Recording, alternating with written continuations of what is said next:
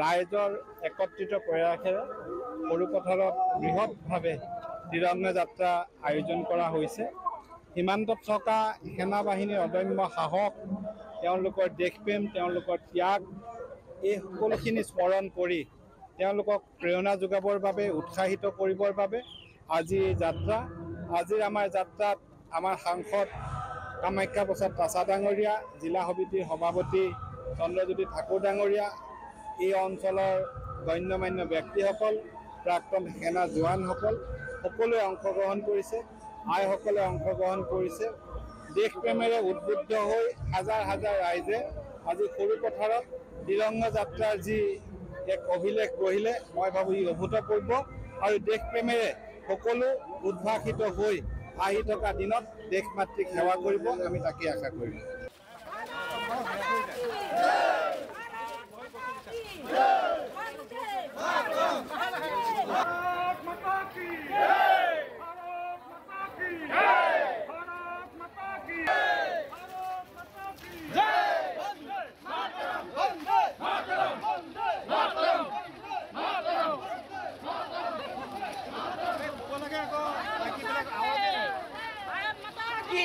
ৰাইজৰ একত্ৰিত প্ৰয়াসেৰে সৰুপথাৰত বৃহৎভাৱে তিৰংগা যাত্ৰা আয়োজন কৰা হৈছে।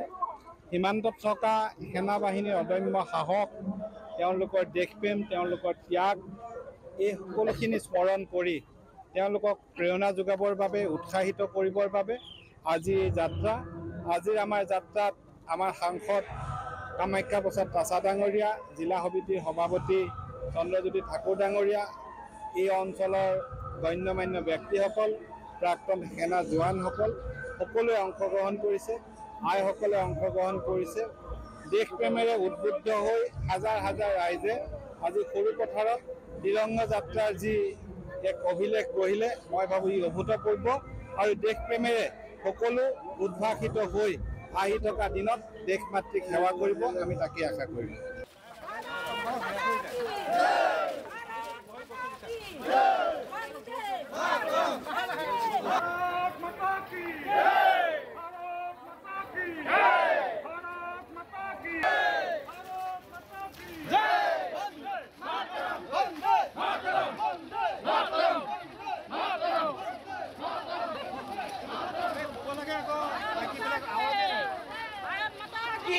ৰাইজৰ একত্ৰিত প্ৰয়াসেৰে সৰুপথাৰত বৃহৎভাৱে তিৰংগা যাত্ৰা আয়োজন কৰা হৈছে।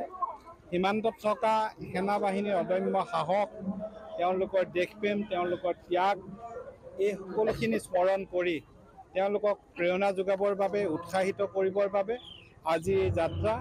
আজিৰ আমাৰ যাত্ৰাত আমাৰ সাংসদ কামাখ্যা প্ৰসাদ তাছা ডাঙৰীয়া, জিলা সমিতিৰ সভাপতি চন্দ্ৰজ্যোতি ঠাকুৰ ডাঙৰীয়া, এই অঞ্চলৰ গণ্যমান্য ব্যক্তিসকল, প্ৰাক্তন সেনা জোৱানসকল সকলোৱে অংশগ্ৰহণ কৰিছে, আইসকলে অংশগ্ৰহণ কৰিছে। দেশপ্ৰেমেৰে উদ্বুদ্ধ হৈ হাজাৰ হাজাৰ ৰাইজে আজি সৰুপথাৰত তিৰংগা যাত্ৰাৰ যি এক অভিলেখ গঢ়িলে, মই ভাবোঁ ই অভূতপূৰ্ব আৰু দেশপ্ৰেমেৰে সকলো উদ্ভাসিত হৈ আহি থকা দিনত দেশ মাতৃক সেৱা কৰিব, আমি তাকে আশা কৰিম।